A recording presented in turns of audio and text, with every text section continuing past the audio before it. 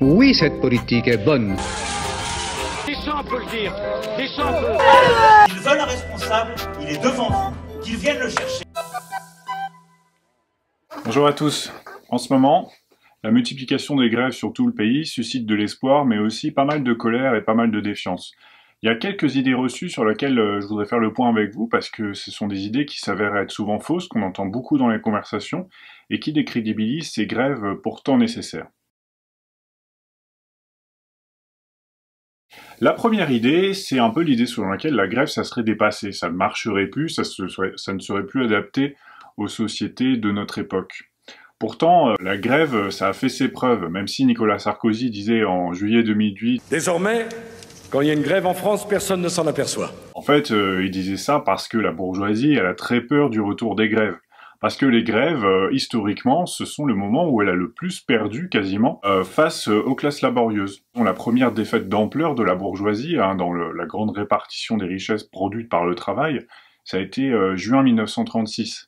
À ce moment-là, alors que le gouvernement du Front populaire était à peine entré aux commandes, eh bien, une grève très importante, qui s'accompagne également d'occupation d'usines, eh ben, permet en fait à la classe ouvrière d'obtenir encore plus de revendications que ce qui était prévu initialement par ce même gouvernement du Front populaire.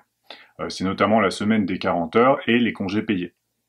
En 1968, on a plus de 22 millions de grévistes.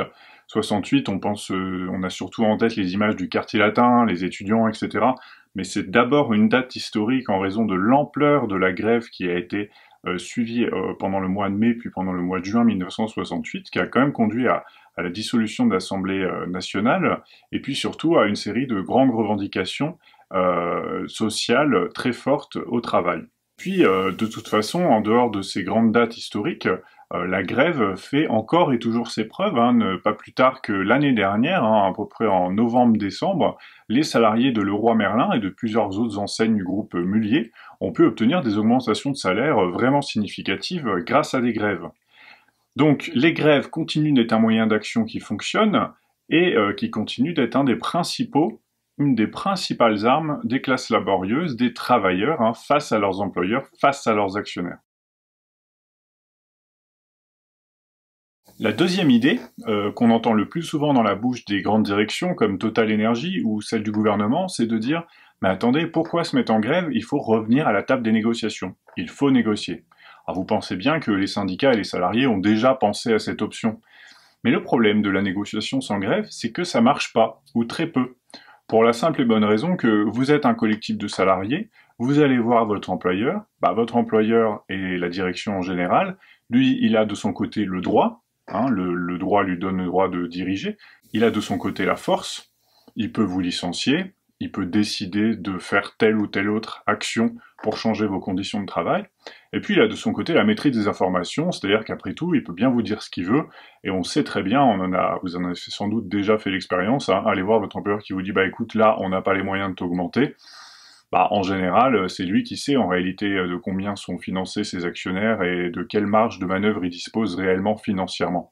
Donc, la grève permet de rééquilibrer le rapport de force. La grève, c'est le moment où les travailleurs, les travailleuses peuvent dire « bah attendez, vous avez le droit à la force de votre côté, nous, on a une autre force qui est la grève, c'est-à-dire que si on décide de s'arrêter, la production s'arrête et vous allez perdre énormément d'argent. » Donc la grève, elle se contente de rééquilibrer une situation et finalement de rendre possible la négociation. Sans grève, finalement, le rapport de force, il est très défavorable, et même si la loi impose à l'employeur des négociations régulières, par exemple tous les ans dans le cadre des négociations annuelles obligatoires, en fait, elles aboutissent très rarement, et c'est parce qu'elles aboutissent rarement que les salariés, notamment des raffineries, mais d'ailleurs, utilisent l'arme de la grève.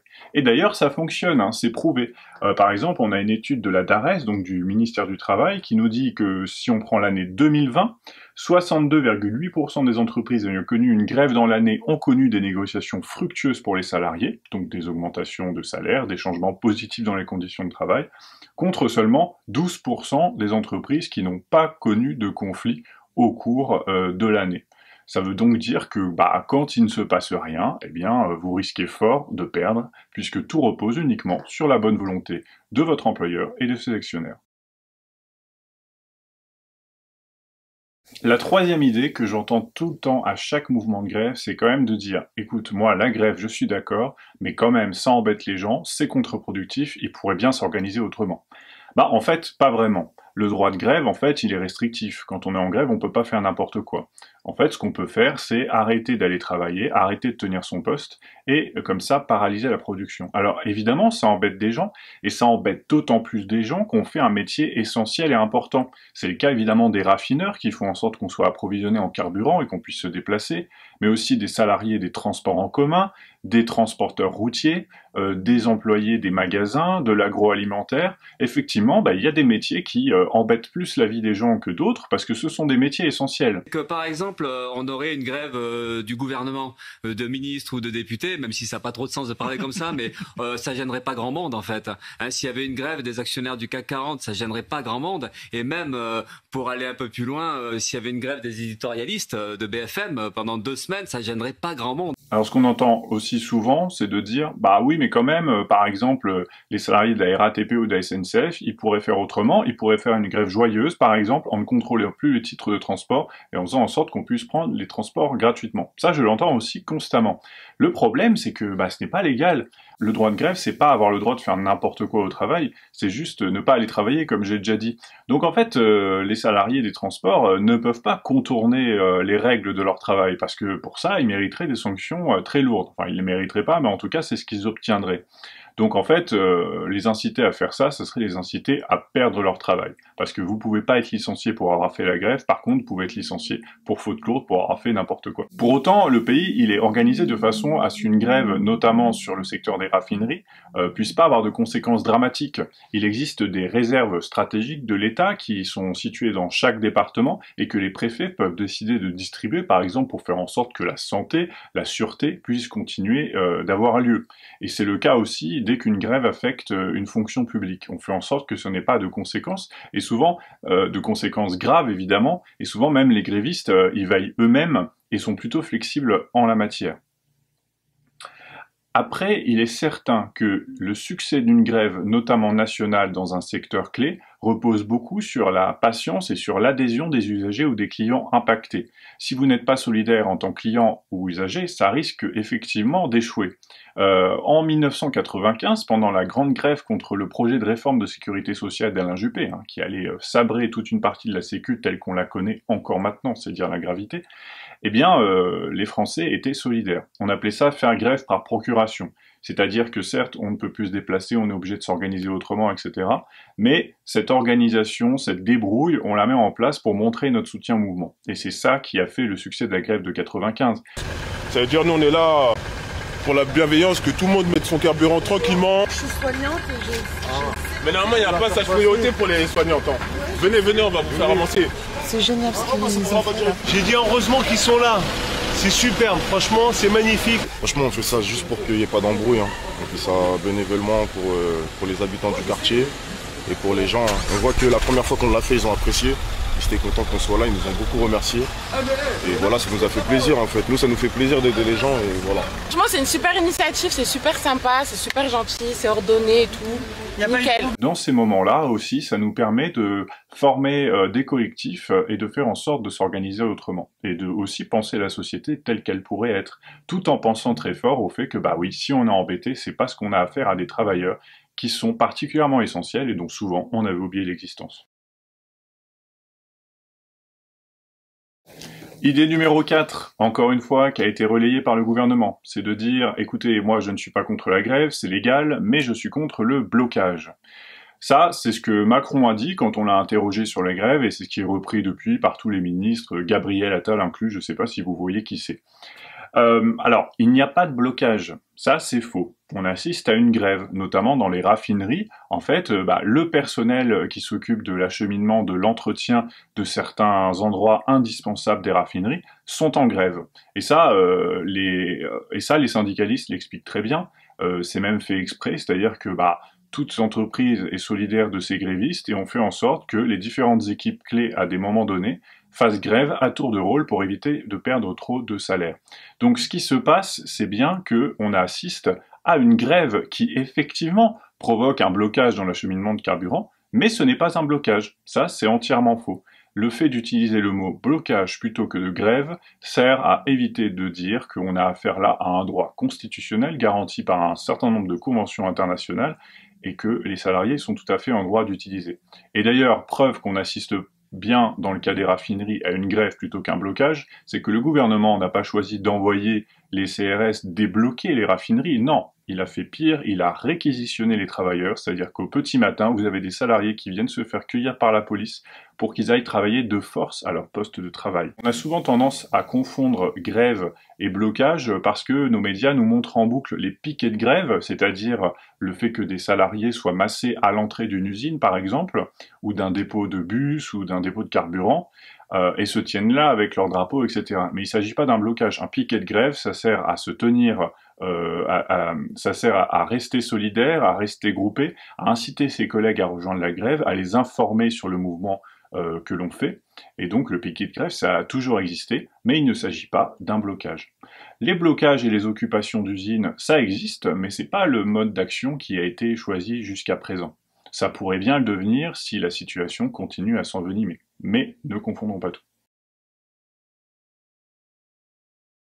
Cinquième et dernière idée, l'idée que ce sont toujours les mêmes qui font grève et que les autres n'y ont pas droit. Alors, c'est vrai que historiquement en France, vous avez un certain nombre de secteurs clés qui contiennent des travailleurs qui, avec le temps, avec la solidarité, avec l'organisation, sont plus syndiqués que les autres et dont les grèves ont plus d'impact. On en a parlé tout à l'heure, il est évident qu'il y a certains secteurs qui ont plus d'impact que d'autres.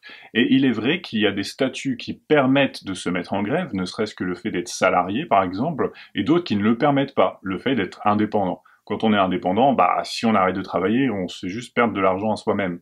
Sauf si on travaille pour une plateforme ubérisée qui a détourné le statut d'auto-entrepreneur pour faire du salariat déguisé. Mais ça, c'est encore une autre histoire. Il est donc vrai qu'il y a un certain nombre de travailleurs qui sont mieux organisés que les autres et que, par exemple, historiquement, ça aboutit à des conditions sociales un peu plus favorables. C'est clair que la convention collective des travailleurs du pétrole est plus favorable que celle de la restauration. Mais parce que les travailleurs du pétrole, justement, vu le secteur vital où ils étaient, la façon dont ils étaient organisés, et la façon dont leurs anciens se sont organisés et eux-mêmes pour aboutir à un certain nombre de revendications, oui, ont obtenu des choses plus favorables que d'autres. Pour autant, est-ce qu'il ne faut pas plutôt les imiter ? Moi, quand je vois ces gros secteurs-là, comment historiquement ils ont réussi à se constituer, et c'est de moins en moins le cas parce que les gouvernements successifs font tout pour briser leur statut, je pense notamment au statut des cheminots, la question c'est comment on fait pour obtenir la même chose dans son secteur d'activité. Ensuite, il faut arrêter de considérer que les grèves en France, c'est seulement celles dont on parle à la télé. Évidemment qu'une grève des raffineries ou des transports en commun, c'est très spectaculaire. Mais dans notre pays, il y a tout un tas de grèves dont on ne parle pas et qui pourtant aboutissent. C'est le cas l'année dernière quand il y a eu des grèves dans les enseignes du groupe qui appartiennent à la famille Muliez, donc Leroy Merlin, Auchan, etc. Les salariés de Carrefour et d'Auchan se mobilisent avec des blocages pour de meilleurs salaires, qualifiés de héros, souvenez-vous, pendant le premier confinement. Eh bien, ils n'ont rien vu du tout en retour sur leur fiche de paye. Au contraire, même leurs conditions de travail se sont dégradées. Toutes ces grèves qui ont lieu dans la distribution, souvent sont beaucoup plus localisées, parce que les salariés sont parfois moins organisés au niveau national, et elles ont un impact, et elles aboutissent. Donc la grève, ce n'est pas réservé à certains. Tout le monde a le droit de faire grève dans le secteur privé, et sous certaines conditions dans le secteur public, où le droit de grève est moins facile que dans le privé. Et oui. Donc la question maintenant qui se pose, c'est est-ce qu'on les jalouse? Est-ce qu'on leur en veut? Ou est-ce qu'on se dit que, oui, il y a certains secteurs qui, par leur maîtrise d'une activité essentielle, sont capables de paralyser le pays, donc de faire pression sur le gouvernement et sur le patronat, et peut-être d'obtenir le début de quelque chose d'autre, qui est, on le voit, un appel à la grève générale, par exemple. La grève générale, ça veut dire que le mardi 18 octobre, n'importe qui pourra, dans le secteur privé, se mettre en grève et chercher, elle ou lui aussi, à obtenir mieux pour lui et ses collègues. Donc on peut leur emboîter le pas, et surtout, on n'est pas obligé de leur en vouloir que eux aient eu la possibilité de le faire. Travaillons plutôt pour faire en sorte que nous aussi, nous le puissions.